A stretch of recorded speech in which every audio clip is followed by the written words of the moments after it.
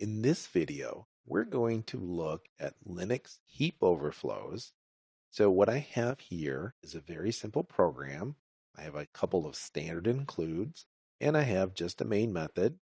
I allocate memory using malloc, and in this case, I'm allocating 32 bytes worth of memory, and then foolishly calling strcpy and copying a user-supplied value into that buffer, P. And then I free the buffer P, and I return 0. So it's a pretty basic program. Let me go out to my command line and compile this. So it's GCC, and I will once again give it full debugging information, including the extensions for GDB. And the name of my file was Linux heap not_vuln.c, and my output will be Linux heap not_vuln. That compiles successfully, and now I'm going to run it in GDB. So I'll go ahead and run GDB on Linux heap not_vuln. I'll list my program, and I'm going to go ahead and set a couple of breakpoints. I'm going to break at 8 right before my strcpy, and I'm going to break at 9 right before my free. So now if I run this program with some valid input, let's see what happens. I run my program, and everything looks good so far. I can look at my stack if I want to. And in this case, I'm not really concerned about the stack because this is not a stack buffer overflow situation. So nothing too interesting here. But one thing I could do is I can examine a memory address.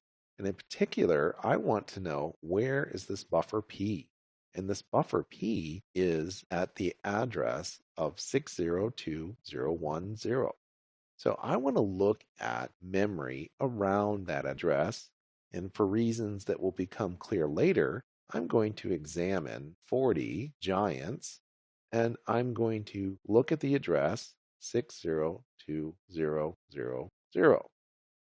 And here I see my memory. So I have not yet copied anything into my buffer. Here's my buffer, it's still zeros, and I have 32 bytes. Each line here is 16 bytes. I go from hex 10 to hex 20, that's 16 bytes long. And here I notice that I have this value of 31 here and this value of 20FD1 here. And of course, all of these are aligned on even boundaries because otherwise the compiler won't like it. Here's what's going on. This is telling me that there is a buffer that follows, and the length of that buffer to the nearest 2 bytes is hex 30, which is also known as 48.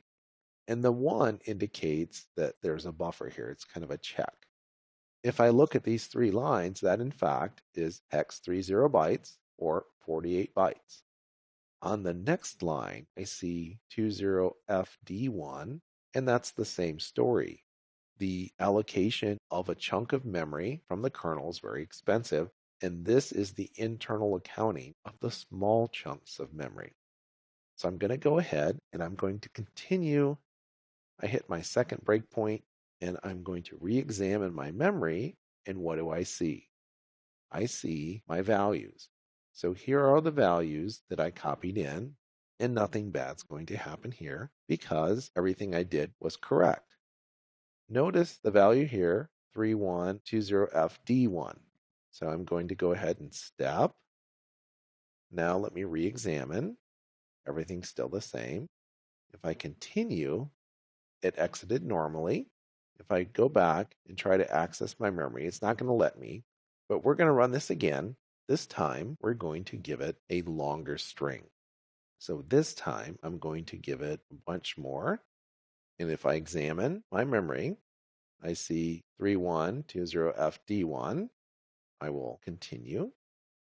Here I see that I got a little bit too gung-ho with my string. So now I've overwritten this value.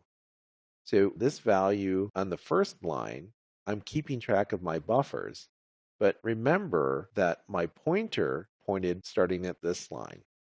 So if I overrun my heap buffer, I can start overwriting the next chunk in that part of the heap, the parameter that says the chunk of memory here is getting overwritten.